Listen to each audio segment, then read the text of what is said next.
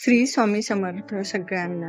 आणि गुरुवार आला म्हटलं की सगळं लक्ष काही हे महाराजांकडे असतं. दर्शनाला जायचं हे फिक्स ठरलेलं असतं. मुलांची ट्रिप ही जाणार होती, ती म्हणजे शेतामध्ये भात लागवड कशी करायची ते दाखवणार होते. तर त्यासाठी त्यांनी भरपूर सारा खाऊ सोबत घेऊन जायचा होता. तर आज छान असे बीटाचे पराठे बनवलेले होते आणि त्याचबरोबर ढोकळा, थोडेसे फ्रेंच फ्राईज, असं काही वेगवेगळे पदार्थ मुलांनी असं प्लॅनिंग करून ठरवून घेतलेलं होतं. तर हे सगळे पदार्थ त्याला सकाळी छान असे बनवून दिले आणि मी कुठेतरी निवांत झाले, कारण सकाळीच थोडं एक्स्ट्राचं जेवण बनवून ठेवलेलं. छान अशी सुंदर देवपूजा झालेली आणि त्याचबरोबर कर्पूर होमही झालेला. आणि मी मागच्याही व्हिडिओमध्ये सांगितलं होतं की मला माझ्या मैत्रिणीने दादरवर फुलं भरपूर सारे आणून दिलेली, तर तेच फुलं मी आज वापरत आहे. तर दुपारच्या वेळेस बिल्डिंगमध्ये जे की फायर अलार्म आहे त्याचं हे चेकिंग चालू होतं आणि तेवढ्यात अक्षु ते ऐकून खूप घाबरली आणि उपवास असल्यामुळे काहीतरी वेगळं बनवायचं.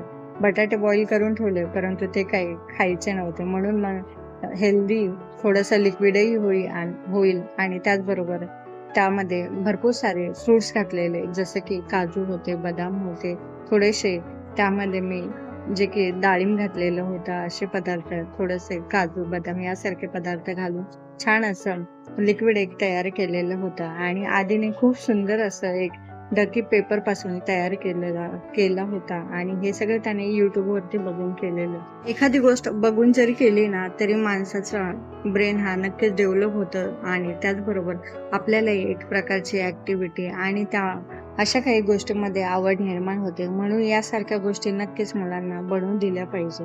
आणि एकीकडे संध्याकाळी 5 वाजले की चहा पाहिजे असतात आणि आजच्या दिवशी योगा हा स्किप केला होता, कारण मंदिरात जायचं, त्याचबरोबर जेवणही बनवायचं.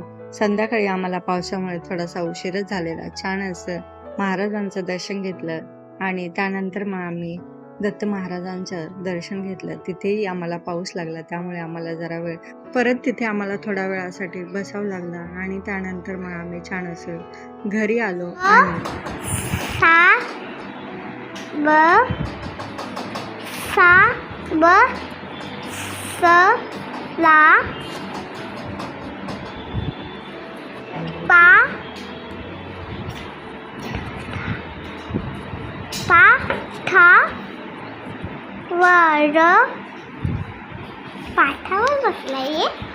पाटावर बाळ बसला, पाटावर साखर भात हातावर. बाळ साखर भात खा, मग दादा जवळ बस. आजचा धडा वा, छान छान अक्षर काढ.